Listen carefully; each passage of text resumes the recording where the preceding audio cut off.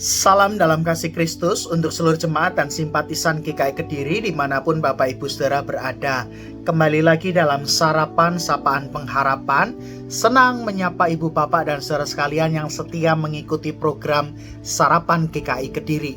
Mari sebelum memulai hari baru yang Tuhan beri, kita berdoa untuk memohon pimpinan dan pertolongan Tuhan melalui firman Tuhan yang akan kita baca dan renungkan. Tuhan, kami siap untuk memulai hari baru yang Kau beri, dan Tuhan berkatilah kami, perlengkapilah diri ini dengan firman-Mu, sehingga hidup yang kami jalani seturut dengan apa yang Tuhan mau.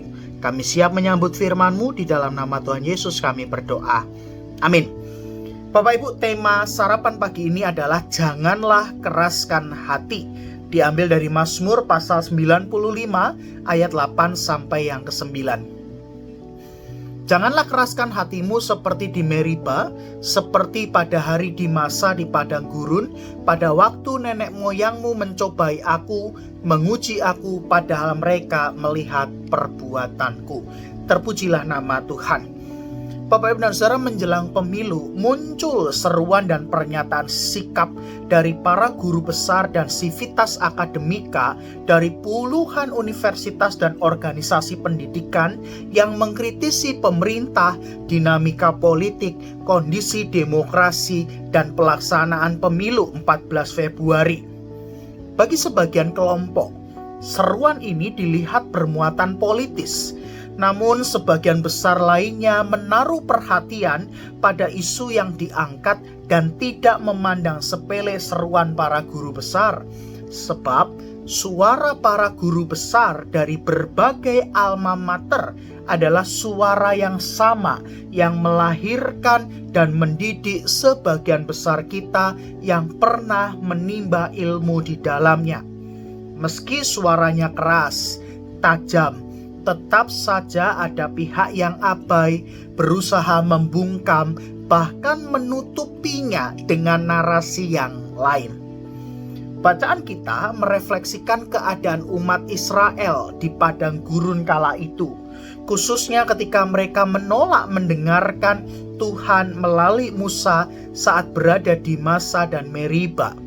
Sungut-sungut, kebebalan, dan kekerasan hati umat Israel membuat mereka lupa pada apa yang dikerjakan Allah selama menuntun mereka dari Mesir hingga tiba di tempat itu.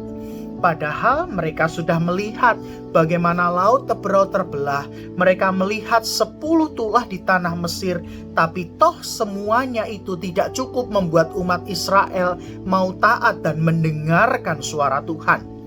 Di tengah ketiadaan air, mereka tidak mau sabar, mereka mengeraskan hati, memberontak pada Tuhan. Padahal jika mereka mau sabar sedikit saja, taat pada Tuhan, Mara dan Elim, tempat sebelum Masa dan Meriba, seharusnya membuat mereka melihat bahwa di dalam Tuhan segala sesuatu indah pada waktunya, meskipun harus ada kesabaran dan ketaatan lebih dulu. Ibu, Bapak, dan saudara sekalian, suara Tuhan itu senantiasa menuntun langkah kehidupan kita. Ia hadir melalui berbagai macam suara di sekitar kita, termasuk suara batin kita. Tentu kita butuh hikmat untuk memilah dan memilih, sehingga kita peka dan tidak salah mendengar suara Tuhan. Yang penting jangan mengeraskan hati. Ketika suara Tuhan itu menyapa dengan lembut ataupun menegur dengan keras, bukalah hati, dengarlah suaranya, maka kita pun akan hidup dalam tuntunannya. Amin. Mari kita berdoa. Tuhan, ajarilah kami untuk membuka hati kami, mengarahkan pikiran kami, dan membuat hidup kami terarah pada suara Tuhan yang menuntun langkah kehidupan kami. Kami mau belajar untuk tidak mengeraskan hati. Kami mau belajar untuk taat mendengar suara Tuhan. Hikmat dan kebijaksanaan Tuhan kiranya memampukan kami untuk kami bisa memilah dan memilih dan akhirnya mendengar suara Tuhan yang jernih dalam hidup setiap kami. Kami secara khusus mau berdoa untuk panitia Paskah dan Pentakosta yang akan memulai karya pelayanan mereka selama masa Prapaskah sampai hari Pentakosta. Tuhan, perlengkapilah mereka dengan hikmat kebijaksanaan, dengan semangat dan sukacita, sehingga segala sesuatu yang dikerjakan dalam karya mereka, dalam pelayanan mereka, mendatangkan kebaikan, membuat jemaat mengalami pertumbuhan. Dan Tuhan, tolonglah panitia Paskah dan Pentakosta ini untuk bekerja berkarya dalam kesatuan hati. Dan Tuhan akan memperlengkapi, menolong dan memampukan dalam setiap karya pelayanan yang dilakukan. Pagi ini kami pun siap untuk mengawali hari baru.